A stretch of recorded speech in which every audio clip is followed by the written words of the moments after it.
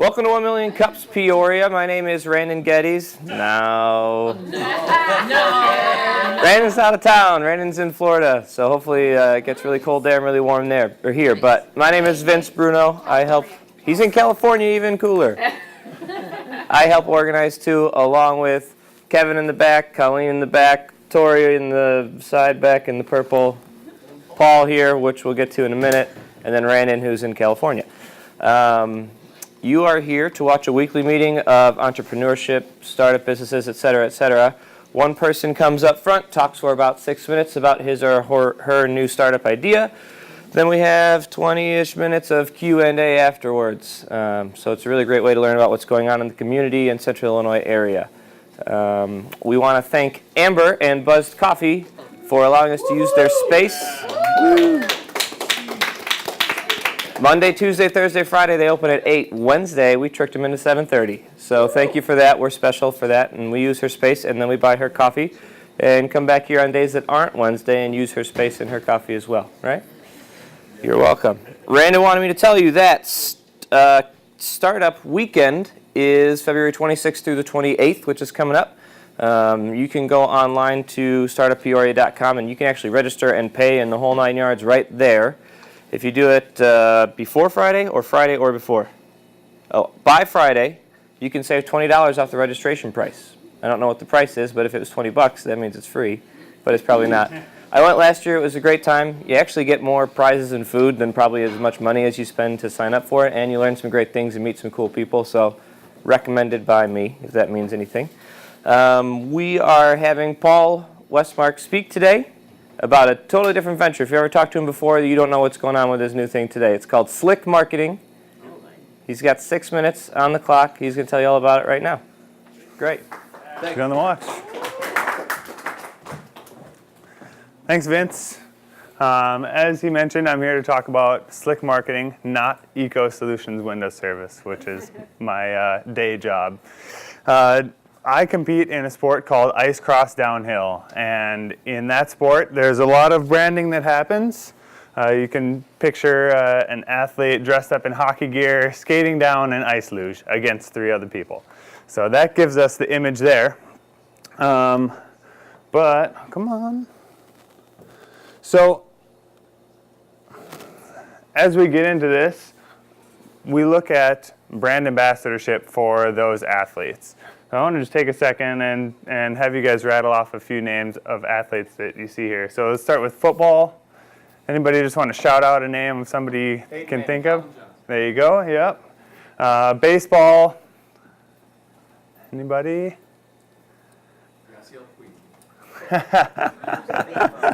There you go. And basketball, and we'll just continue quickly through those there.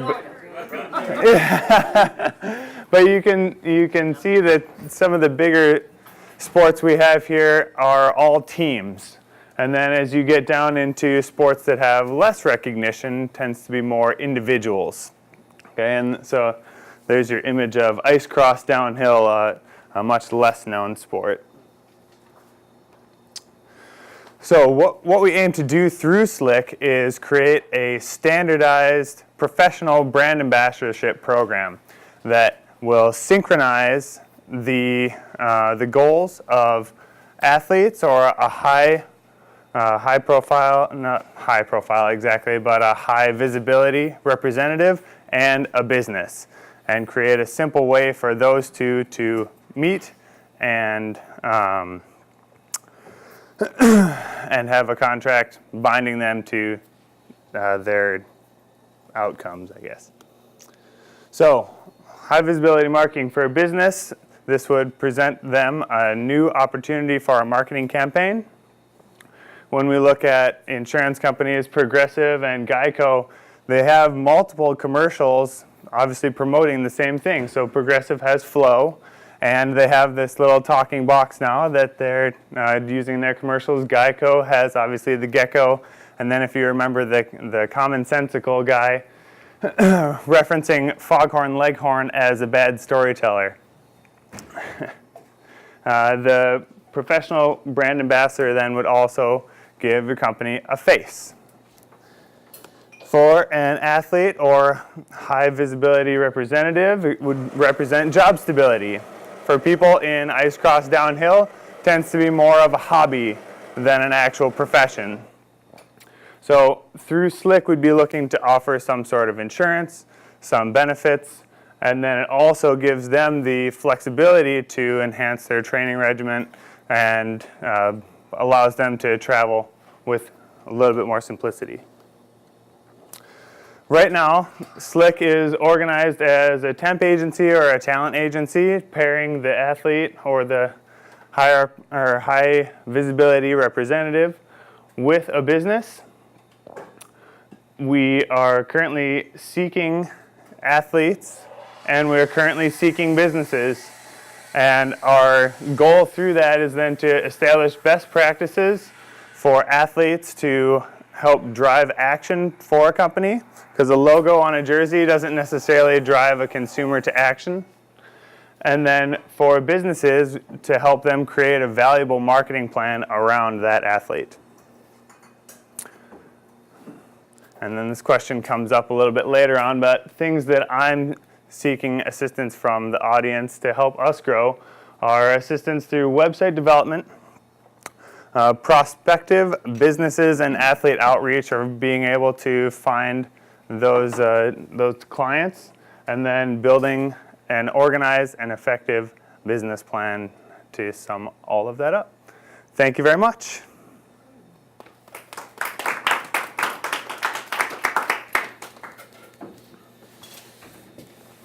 Yes. Target athletes start off as individuals, but we can also, in a grander scheme of things, look at teams. But athletes that might have more difficulty finding professionalism, I guess, in their sport. So for like track and field athletes or swimmers, downhill skiing, ice cross downhill, they tend to be a little bit more of a hobby and are less well known. So this would bring some exposure to their sport and also give athletes a better opportunity to pursue the sport as a full-time professional instead of just having to be part-time professional, part-time day job, if you will. Yes. What are the advantages and disadvantages of starting this business in Peoria, Illinois? Advantages, it's Peoria compared to larger cities is a little bit more focused, kind of has a small town feel. Word of mouth can travel pretty quickly, which is always beneficial, and it gives yet still a large enough market to test on, I guess, a bigger scale any sort of business venture. So Peoria is a niche market that meets on both sides there. Disadvantages for this particular sport is that it doesn't really get cold enough here to do that. And for professional sports teams and things like that, we're a little bit lacking there. But at the same time, then it creates a lot of room for growth then as well. Ooh, so, nice. Yes, Daniel. When you're looking for businesses to sponsor an athlete, is it just pure monetary, or are you looking for any types of sponsorships, whether it's product? In the initial organization of the business, I'm trying to find ways to create it as strictly monetary. Not that there isn't value in bartering, but that tends to be the majority of what's happening right now anyways. So for athletes to be able to find someone to create jerseys for them, I mean, I made this one myself, but to have the whole outfit created is something that's generally being done for free. But then at the same time, it's hard to pay bills when you're, just getting free clothes. So we're looking to create an organized method for an athlete to promote the business, drive business for that company, and then in return get paid, like it's their job, because it should be. Yes? How did you come up with your logo? What's the meaning behind that? So my logo, oh, there we go. Slick, I'll just put it up there for you again. So I created this construction type of theme for a competition that I went over to compete in Europe just recently with the ice cross downhill. So right now, with everything being built, it seemed fitting to have a construction type of guy for that. Another side of it is that we are working to build your business. So that's where I came up with the theme, the whole high visibility stripes, trying to create a following on social media, slick marketing on all of the major social media outlets, and then really give myself a good foundation to go in and present this idea to a business or to an athlete to create that growth. The logo itself, the whole construction man, is something that I believe can change. Slick and the name behind it, all the social media tags and things like that, I believe would remain the same. But the construction outfit guy is this year's theme, I guess.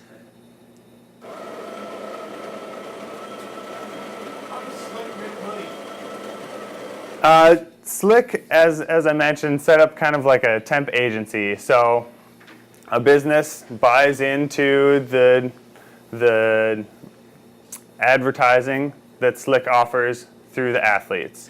So passing money from the company buying in, then to the athlete. Similarly, someone being hired by a temp agency gets placed at a company. The company is paying the intermediary to hire that person there.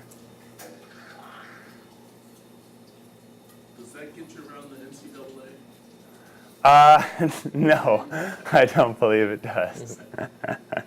If it does, though, it'd be really nice. Is anybody currently doing this anywhere? Not that I know of. No, I haven't found anybody that's doing something quite like this. At the moment, I'm pretty specific to athletes and their high visibility or high profile status there. But it'd be open really to anybody that has some sort of high visibility thing that can be marketed. So it's not limited to athletes, but at the moment, yes. You mentioned that putting an ad on the jersey isn't necessarily a way that a consumer can be driven to action. Yeah. That leads me to believe that maybe Slick has some other options to drive consumers to action. Yeah, yep. And so as part of what we're doing through Slick, we want to organize some sort of contractual obligation for an athlete to a company. So instead of just giving them money and throwing a logo on a jersey, we ask the athletes to, well, through a contract, give back to a community, do some commercials and things like that. Just like a temp agency, they become almost an employee for that company's marketing department. So by doing those types of outreach, we can call to action more consumers. Not that having a logo doesn't drive some action and create repetition in a branding, but then having that person go out into the community would stimulate then more consumer digest, we could say. Is this for both men and women? Yes, yep. Mm-hmm. And global as well, and not limited just to US or anything like that. So. What type of scope are you actively pursuing? Is it somebody like a marathon runner? Is it a Tough Mudder competitor, Peoria rugby team? Who are you actively pursuing? All of the above. Yep. Anybody that can benefit from some sort of sponsorship, as far as the athletes go, they're the ones that we're going after, and that I think can really benefit from this. More of the difficulty that I've encountered is finding businesses to sign on and then sponsor the athletes. But it's very, very new, so I have to work through a lot of kinks at the moment. But yeah, as far as finding people, teams like that, or individuals that can benefit from a sponsorship or from extra money to allow them to train, yeah, that's what we're looking for. And we'll just move. So are there compliance issues that you have to be aware of? I mean, we kind of chuckled about the NCAA, but I mean, does Yeah. roller derby have some compliance issues, or do marathon runners have some compliance issues that When- businesses would be concerned about? When we start to get into different associations and things like that, yeah, we're going to have to jump through some hoops or work with those associations to find an appropriate way to, create a logo on a jersey and things like that. What's allowed, what isn't allowed, how much. This could be a lot of logos, or too many logos for some places, or too big. So yes, there will be some compliance things we'll have to work with. She was first. Did you still have questions? I was going to ask you, when you're pursuing your sponsorships, are there different levels for your sponsors? Or Yes. have you established that or set that up? Yeah. So does that give some idea? So when we look at my jersey here, and I wore this for that purpose, we have a major logo right on the front. So that would be reserved for our highest level of sponsorship. And then we also have a couple of smaller logos of my company, EcoSWS Window Service. So the idea being that the big sponsorship costs more money, you do more back for that client then. So the athlete then has a more contractual obligation to do more things, more FaceTime, more social media postings, things like that, to make sure that they're driving the most there. Not that this is excluded, but pay less money, so the package is a little bit smaller. I haven't really followed the NCAA rules and how they've changed over the years. Mm-hmm. I know they have changed over the years, so how is this, but could you just quickly tell us what is the current status with those rules, and why does this not kind of ruin your business idea? We're not focused necessarily on NCAA or collegiate teams. This is more for creating an outlet for professional athletes. So we are trying to give athletes that, their sport may not have enough exposure, or there's not enough money in the sport to allow them to be professionals full-time. So we're finding, I was a track and field athlete, and find some track and field athletes that have to work at, say, Home Depot for part-time wages, and then they're going and doing all their training on their own.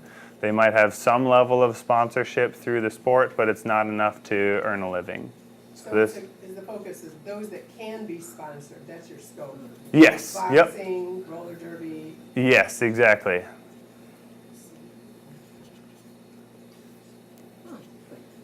Do you have a setup that you could do it per event if you're a business? Say, the Steamboat Days, you want to pick an athlete who is a premier person who competes at the Steamboat Days.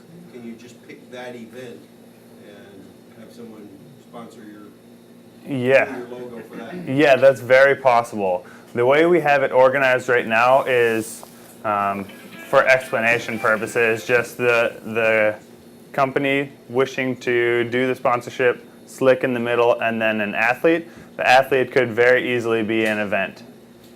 So that's not a problem.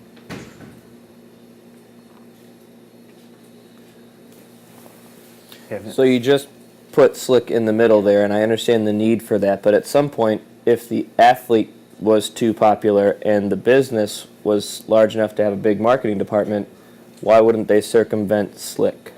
Yeah, and that's a really valuable thing. If an athlete has a high enough profile to employ themselves, then I don't really think that Slick would need to be involved there. There's a large enough market for all of the athletes that aren't taking first place in every event. When we looked at earlier at all of the athletes, when you think of track and field, everyone knows Usain Bolt, right? Fastest man. But who's taking second place? Who's taking third place? Their names aren't going around as much, and they would be the ones that are more likely to benefit from something like this. really help them get their name out there and become more branded. You said your biggest struggle right now is getting companies on board. So how are you going about doing that? Right now, with the competitions I was doing over in Europe, I was building that following on social media outlets, pushing people to the website, which is very infantile at the moment. But taking then all of the information that I've been gathering across that time into businesses and showing them what we have as far as the athletes, and then also what the athletes are doing to drive business, which is in part where the smaller logo on my jersey comes from. EcoSWS offered a 10% discount on all of the window cleaning that gets purchased through a promo code on slick.net. So that is a way for me to then track how many people are going to the website, how many people are calling in and utilizing that promo code. So I guess to your question, how am I going about doing that? At the moment, it's been very slow. I've only gone into a couple of places, but that is the process that I'm planning to use moving forward.